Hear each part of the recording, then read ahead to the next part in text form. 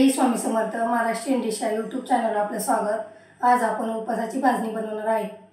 उपवासाची भाजणी बनवण्यासाठी साहित्य 1 किलो वरई घेतली आहे, अर्धा किलो राजगिरा, पावशेर शाबूत तांदूळ।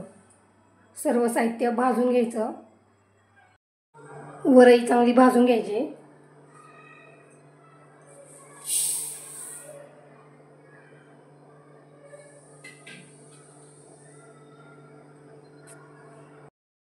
हलवत राहायचं, खाली करपू शकते। वरई भाजून घेतली आहे, लाल कलर येस तोपर्यंत नाही भाजायची, अशा प्रकारे भाजून घ्यायचे।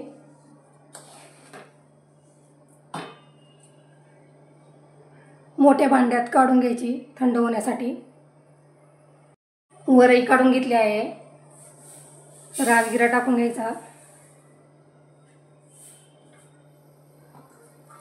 थोडा थोडा करून भाजायचा।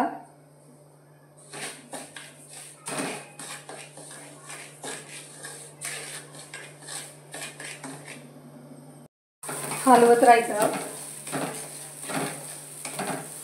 अशा थोड्या लाह्या तयार झाल्या पाहिजे।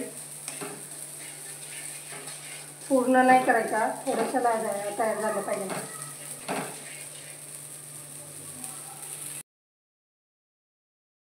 राजगिरा काढून घ्यायचा।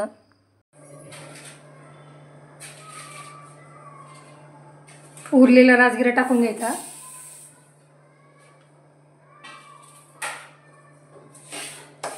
हा पण त्या प्रकारे भाजून घ्यायचा, पहिला जसं आपण भाजलं त्याप्रमाणे।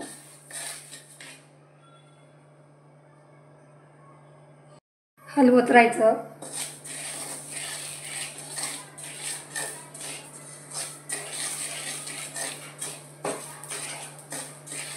राजगिरा लगेच करपतो म्हणून हलवत जायचं।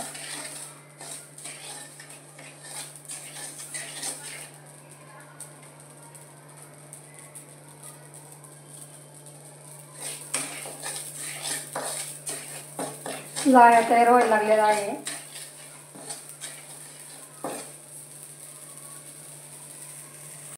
राजगिरा तयार झाला आहे, काढून घ्यायचा।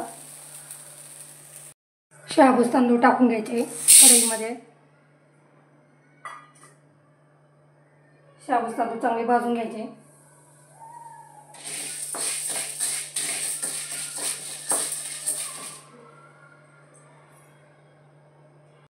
हलवत राहायचं, करपून द्यायचं नाही, नाही तर भाकरीला पण करपट वास येऊ शकतो।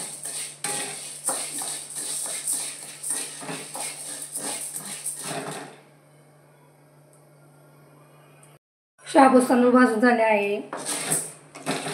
हलवायला जड लागायला लागले की समजायचं भाजून झाले आहे। अशा प्रकारे भाजून घ्यायचे। थोडेसे लालसर दिसतात, असेच भाजायचे, जास्त करपवायचे नाही, नाहीतर कडू भाकर लागेल। शाबूत तांदूळ काढून घ्यायचे।